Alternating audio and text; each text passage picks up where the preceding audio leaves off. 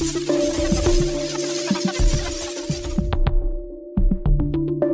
beauty queen, a beloved teacher, was killed by her student.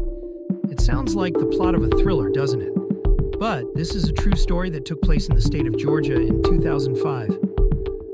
On October 22, 2005, history teacher Tara Grinsted, who lived in Ocilla, Georgia, went missing.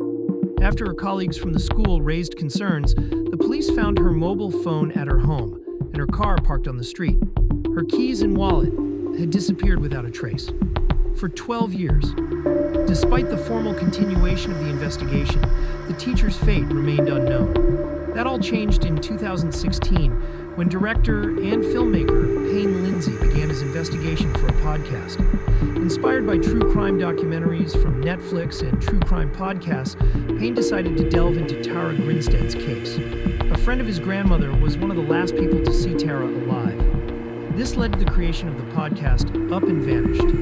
Instead of sifting through old newspapers and news reports, Payne Lindsay chose to work directly with witnesses and follow potential leads that could shed light on the events of fall 2005. Soon, the podcast began to gain popularity among the residents of the town where Tara lived. With the renewed attention on the case, police started receiving additional tips and suspicions regarding some local residents. In 2017, the Georgia Bureau of Investigation announced that the crime had been solved.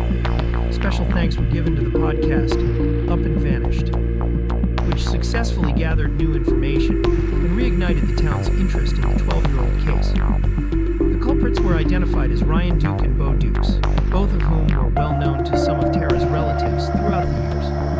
In 2023, a jury found Ryan guilty solely of concealing the crime. Both perpetrators are currently incarcerated, though both were convicted for the charge of concealing the crime. Potential murder charges remain unlikely, as the prosecution, after the 2023 trial, stated they would not consider Bo as the murderer, being confident